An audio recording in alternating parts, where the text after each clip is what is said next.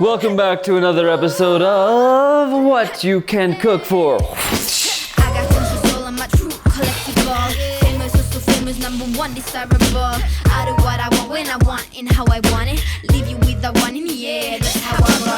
I got control on my true collectible. Famous, also famous, number one desirable. I do what I want when I want and how I want it. Leave you with the one in the air, that's how I roll. I got change to throw, I don't care about no gold. Better, so much better, flipping incredible.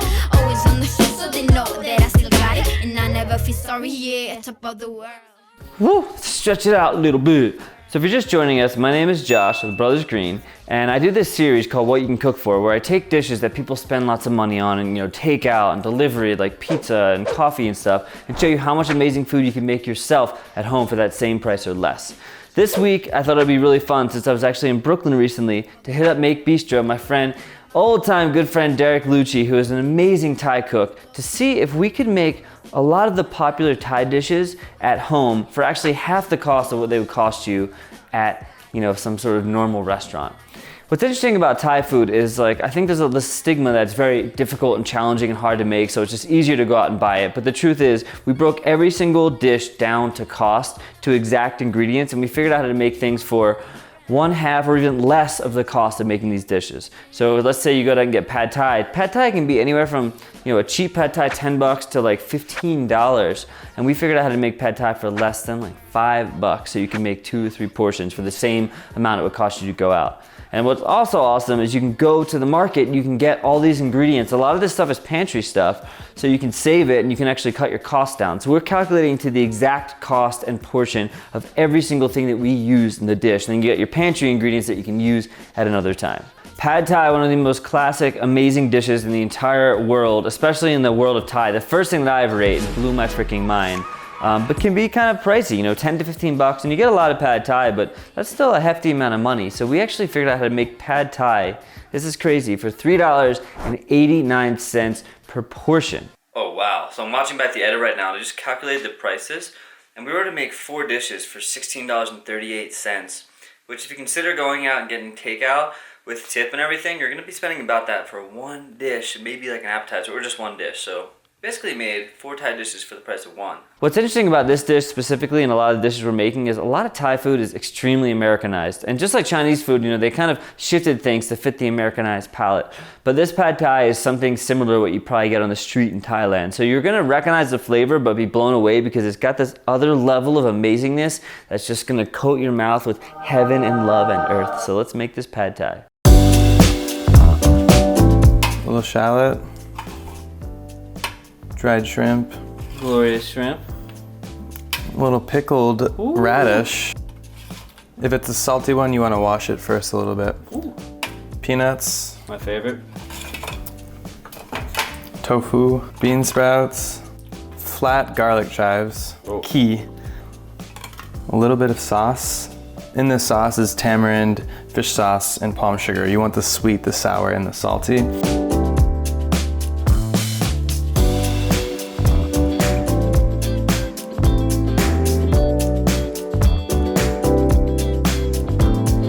Tamarind paste, you basically just took tamarind pulp, mixed it with a little bit of water, kind of mashed it together. And the less water you make, the more concentrated it is, which means you can use less.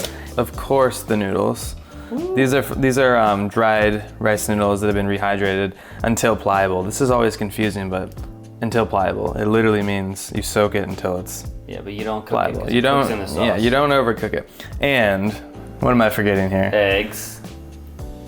Come on, you need an egg. With pad thai, usually, all these things, you have all the ingredients out. The tofu here, I want to fry first so it's nice and coated, but once you have that fried, you can just leave it in that state. Another thing, I think I would probably do it like this, just to get it in, because it's going to splash at you.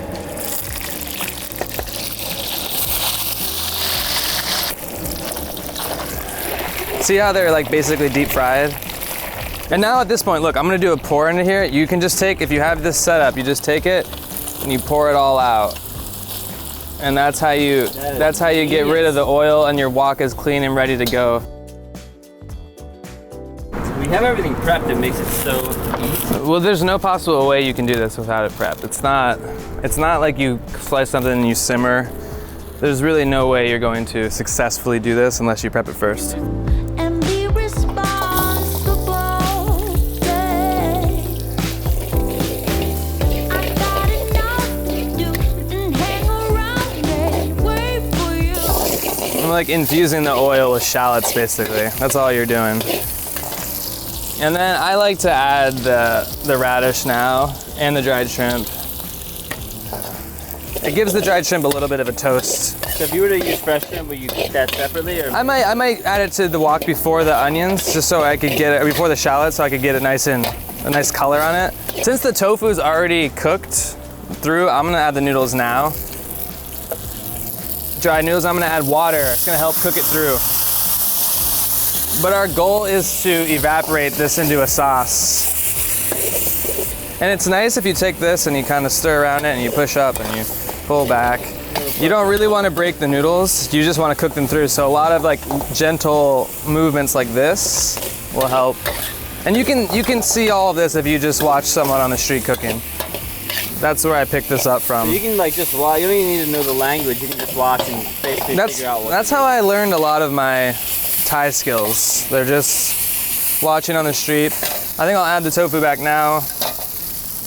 And now I'll let the sauce do some of the cooking here. I'll start with a little bit and I'll see how it looks. And you're instantly gonna smell the caramel because it's there's palm sugar and there's a lot of sugar in that sauce. And now you can turn it and you can flip it. I'll turn up the heat a little bit more. Looks like to me it needs more of the sauce. And some water.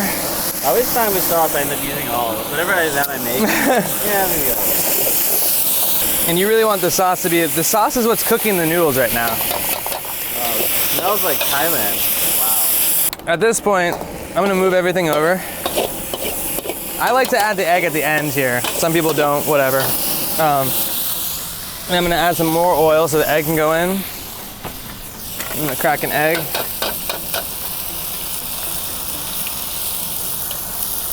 And not the shell. You can smell the sugar caramelizing right now because the wok is hot. I like to just do this. It's set like that. And then I just flip it right on the egg, like this. Oh, cool.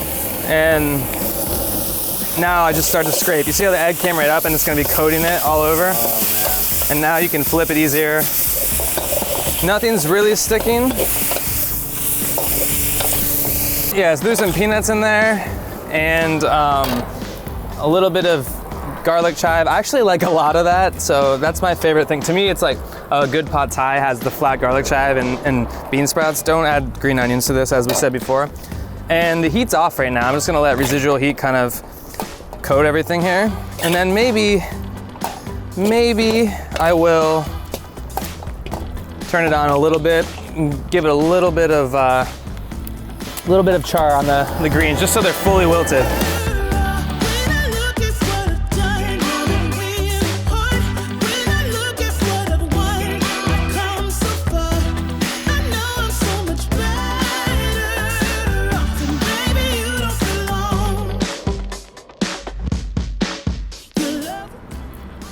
So find a little char and then it's done. And what you'll notice is all of that sauce has been absorbed. And it's a little more, honestly, it's a little more difficult to do this on a stovetop and get the sauce fully absorbed because your heat is it's not high enough, and so I struggle. So the only way to really counter that is to this is a pretty small batch, it's one portion, but you should use even half of this if you want it to be this dry. And you just have to do more cooking. Also, chili flakes on here and a wedge of lime, sometimes more bean sprouts, banana blossom, pennywort, anything can go as a garnish, but typically those things, the extra peanuts, the more fish sauce, the sugar, the chilies, those are all added on by you. So I tend to keep it out of the stir fry here to kind of keep the spirit of how someone would make it on the street. Where the fuck is the other fork at? This is the first dish that I ever tasted Thai food. I'm sure probably most people, this is like the gateway into Thai food.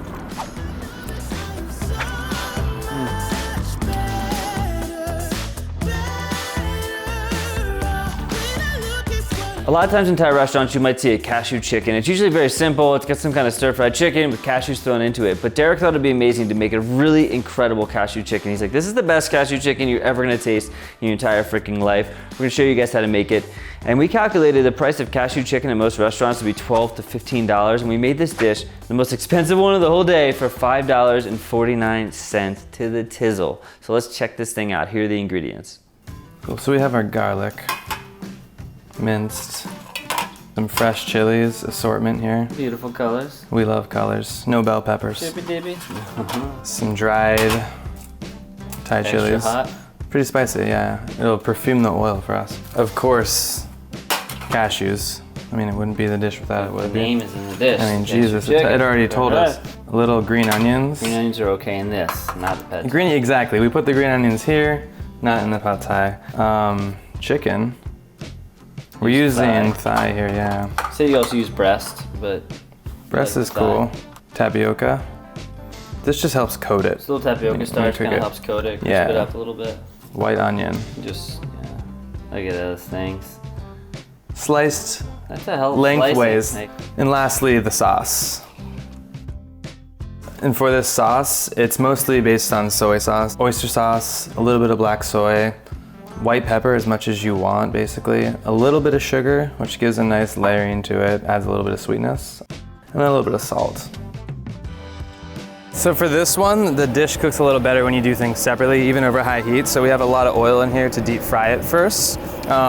This is like American Thai food at its finest, but oddly enough, it's kind of hard to find that cashew chicken in Thailand, but it can be so good. This is based on a Hanuman recipe. He's the legend of Thai food. You know what, the cashews do like cloud the oil a lot, but I'm gonna start with them first because these are most prone to burning quickly. And with these guys, you really need to pull them out way before you think, because they're gonna keep cooking. And I like to pick them up and kind of take them out, but you can just leave them in. But I really don't know what the temperature of this oil is right now, so I'm just looking and using my senses.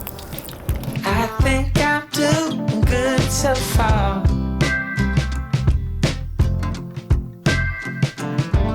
So you can see these are continuing to cook outside of the oil. So you don't cook it until it's golden brown. You cook it until it's before golden brown because it will get golden brown as it sits. Put your chicken in a strainer first and lower it in to avoid burning yourself. This is very hot oil. This will help you out. You just put it in and now you can stir. The tapioca is what's holding this together. So you kind of want to separate it a little bit.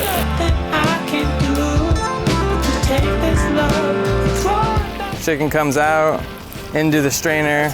With the residual heat of the wok, we'll put in these chilies. You don't even need to turn it up, and that's gonna be enough heat that should just cook these through. And this is gonna infuse some of this oil, which is gonna get left in the wok, a little bit of it.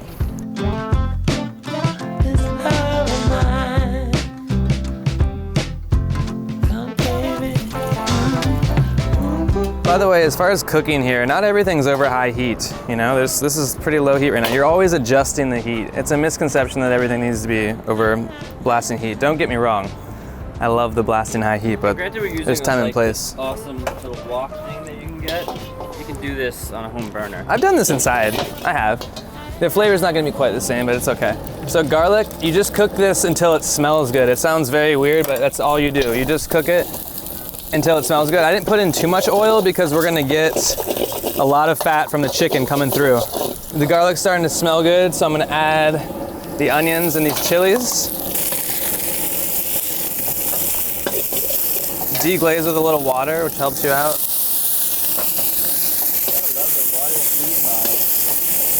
Turn it a little bit higher now so I can go quicker.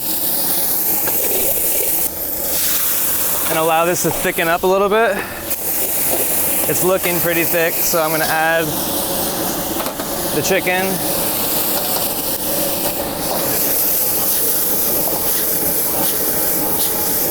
The chicken there. Build a little bit more of a sauce, so add some water. Just stir it through. Add the cashews and the dried chilies.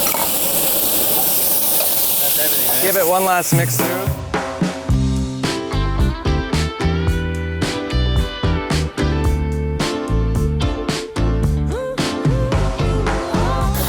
And then off the heat, we'll do a little green onion and just mix it through. Wow, look at that. Maybe when we met, I was kinda lonely.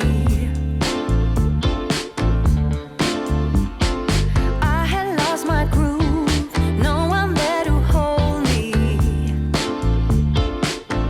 This shit looks so good. I'm telling you, this is gonna be your new favorite dish after this night. You saw me through. I was on a slow train headed for a heartbreak.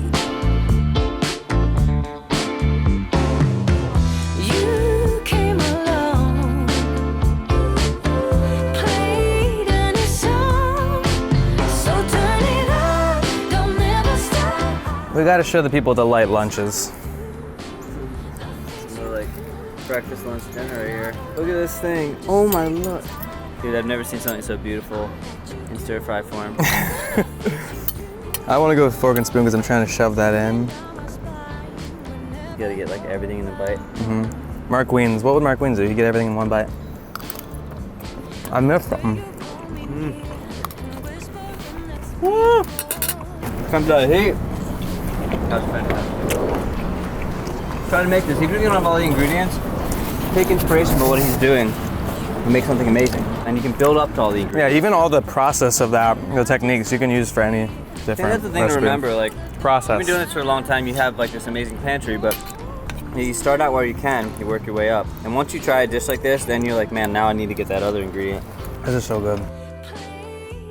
Pad Kra Pao, if you do not know what it is, it's an amazing dish that uses holy basil and pork, and it's stir fried and chilies and garlic. It's spicy. It's got a fried egg. It's really simple to make, but it has so much flavor. This is like classic Thai comfort food. The average price of Pad Kra Pao to get it at the restaurant was kind of around 12 bucks, and we figured out how to make it for $4.80 per portion. And this is like a nice hefty portion. All right, ingredients for Pad Kra Pao mu, which is pork. Chili and garlic. Chilies are from the rooftop. A little pork. You can do this with anything. If you really want, you could even do it with tofu. I've whatever. done tofu, it's good. Anything goes. The key part to this dish and why it's called Kra Pao is to have holy basil, which we'll cut from the roof. Sauce here, similar to the cashew sauce. People swear by different ratios on this and different ingredients. I like it with soy and a little black soy, and I do like to add fish sauce to it. Some will go completely against that. And It's all oyster good. in there? And oyster sauce, yeah. oyster. Oyster gives it a nice little sheen and flavor. And there's a little white pepper. So it's basically, it's similar to the cashew sauce. You gotta have this with an egg. This is comfort food. This is comfort Thai food. comfort. To me, this is like Thai sloppy joe. And then rice, which we have fresh cooking rice. in the steamer. So a great condiment to do with every stir fry is brick non blanc. It's just chilies and fish sauce. You can add garlic if you like, or shallot, sometimes a squeeze of lime. That's up to you, but the heart of it is chilies and fish sauce. And those chilies, I have them from my garden here, and which are still thriving. We got two different varieties. These are Pequeno Suen, which are known as rat shit chilies in English. That's literally the translation. Also, I have holy basil growing. I've had it all summer, and I was gone for the past month, and it was doing well, but clearly it's gotten very sad lately. It's been so humid, it's not really growing, so we're gonna have to use quite a bit of this to kind of get any flavor out of this dish. But this dish, you need holy basil to do the dish the same way. If you can't find it, I guess I would say use just Italian basil. I don't even think I would do this with Thai basil. I mean, you could, but you know what? You can do the dish however you want, just don't call it Pad Kra Pao if you're not using Kra Pao, which is holy basil. Because holy basil means Pad Kra Pao. Sometimes you'll see the Thai restaurants as like basil. Yeah, chicken. it's like saying it's a penne alla vodka and you get it with spaghetti. Like it's called penne, you know? It's a very simple rule. And in regards to all these dishes that we're doing, they're all really just one plate dishes. You wouldn't necessarily see them in the center of a meal. So this one, we're gonna take it one plate to the max. We're gonna plate it with rice and a fried egg, kai dao, and that's just how you need to order this dish. This is just beloved. I only have one chance to do this egg.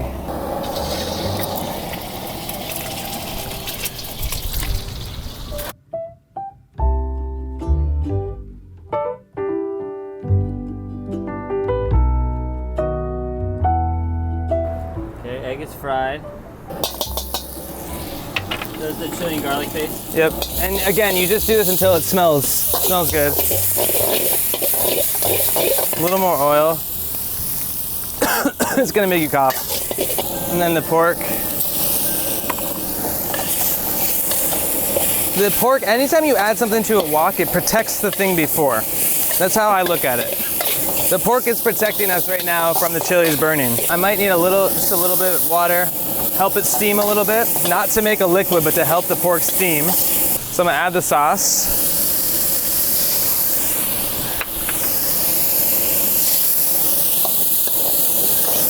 You really want to add the sauce around the outside so it creates more steam, but I meant to put it in there. It fell through there. It's all good though. I want to get all of this liquid evaporated. It's cooked, the heat is off, and now we're adding the basil. You want to do this off the heat.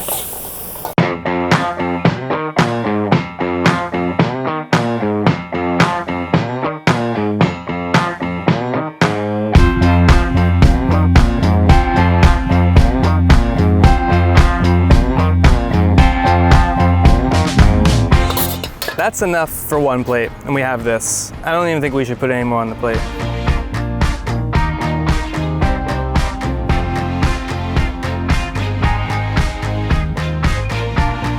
A little crispy egg there. I see this up. Oh! The camera! That is a fall of our camera. I hope that was okay. Can I post that still? It's hilarious. Yeah. It looks like fine. Oh, shit. What happened? Solid dent right here. Dude, I'm sorry. No, it's not on you. Thai fried rice is a classic. Sometimes people consider it a side, but you can make an amazing fried rice just like a full portion meal. It's super comforting, it's delicious, it's fast to make. Thai fried rice is gonna be a little bit cheaper when you go out. It's more of a side dish sometimes, so it could be anywhere from $5 to $8, maybe up to $10 if you're getting like shrimp or something in there, getting fancy. But we made this dish for $2.30. Here are the ingredients. Leftover rice. A little lemongrass, 2 is more than enough. Green onions. I pre-mixed it here with a little chili flakes, so I cut those 2 up and added a pinch of white pepper and a little sugar in here, just a little bit. Yeah. Some white onion because we have some leftover from the cashew. And then pork, also leftover from the Kra Pao. Use any meat you have though. Anything, you don't even need Like a this. cooked meat, yeah. This to me is already enough. Amazing. And then the sauce, for some reason I don't always pre-mix this one. I like to just put a little bit of thin soy and a little bit of fish sauce. Fried rice on the roof. Take one. Take one, and it's only gonna be take one. That's all we have.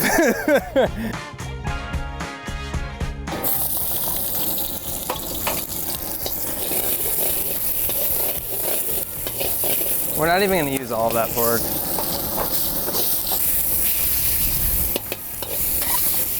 Maybe just a little seasoning now for the pork.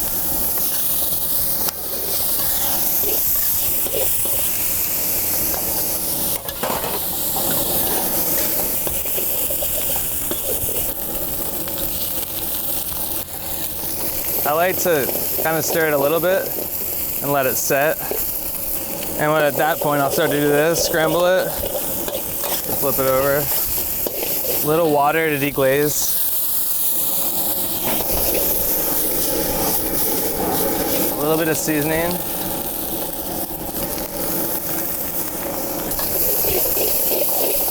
Nothing should really be sticking to your pan at this point. It's seasoned. Then off of the heat, we're gonna add our fresh ingredients. Just give it a stir. I got tons of soul on my true collectible. Famous, so famous, #1 desirable. I do what I want when I want and how I want it. Leave you with the one in the air, that's how I roll. I got tons of soul on my true collectible. Famous, so famous, #1 desirable. I do what I want when I want and how I want it. Leave you with the one in the air, that's how I roll. I got change to throw, I don't care about no gold. Better, so much better, flipping incredible. Always on the show. Just a little Just a taste. little taste. It's light lunches.